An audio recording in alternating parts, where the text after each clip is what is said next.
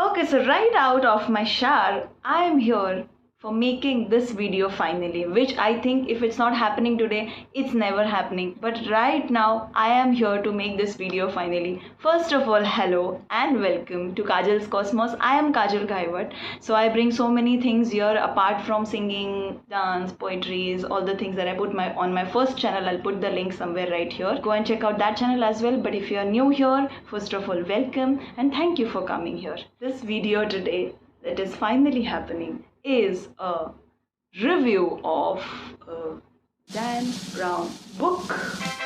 Yes, finally. So I think I read this book somewhere around January, February. Now looking at the hype and all the razzmatazz that Dan Brown books have usually, I was not sure of how much I would really like it, because somehow when people are actually going crazy about something, I am not impressed by that particular stuff because everybody's talking about it. Come on. I was a little skeptical, as I said, of reading this book and even completing this book, because I have some books of the same length, but I could not really finish because I kept on drifting away. So okay, but now that I have read the book, I would really like to talk about it. How was this actually?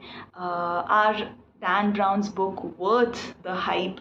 What skills of writer really got my attention? So I'm going to talk all about it. So please watch the video till end. Let's dive into it. So the book I'm going to talk about today is The Lost Symbol.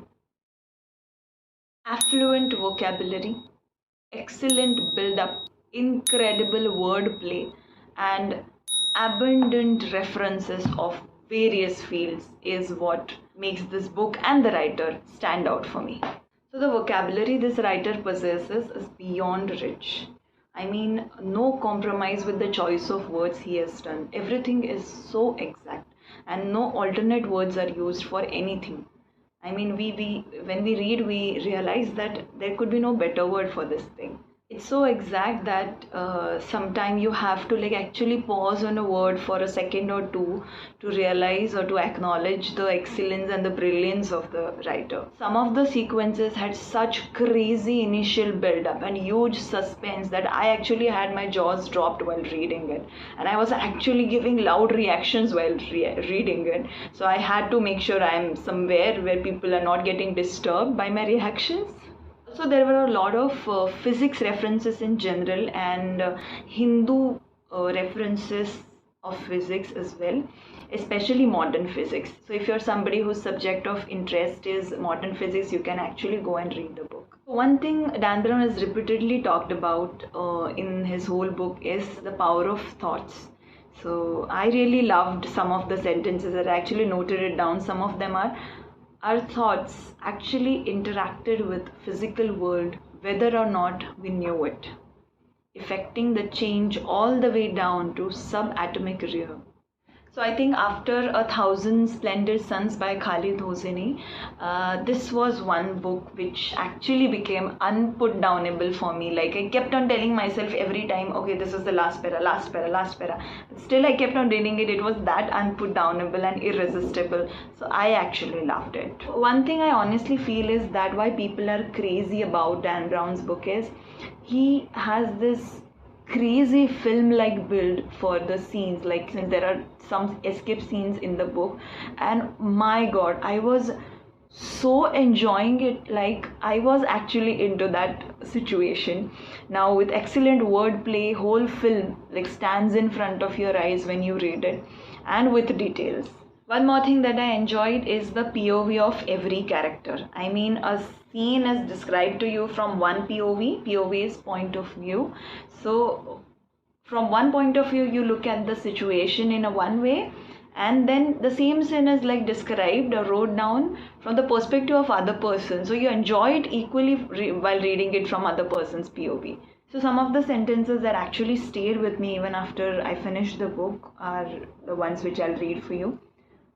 Powerful truth has its own gravity and eventually pulls people back to it. What happens if many people start focusing on the same thought? All the occurrences of that same thought begin to merge into one, and the cumulative mass of this thought begins to grow. Again, the power of thought.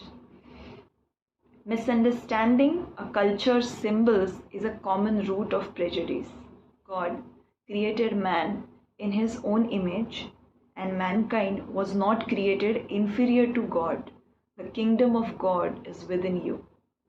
If we looked at the darkness growing in the world, we have to realize that this means there is equal light growing somewhere else. So the sentences that I just now read, somehow I have had so many similar thoughts going in my head since so many years. But somehow I could not find exact words to tell those or to share those. But here I am reading and reflecting on the same things, but with a book written by some person living in some different continent totally. So that is all. I hope you all liked this video. It was a very natural, it was a very candid video that I did, and I tried to keep it very short as well, but let's see how much short this ends up. I am going to go now. Thank you so much. Please drop your feedback and keep showing your love. Leave a like and subscribe to this channel please to help reach this more people. Thank you so much.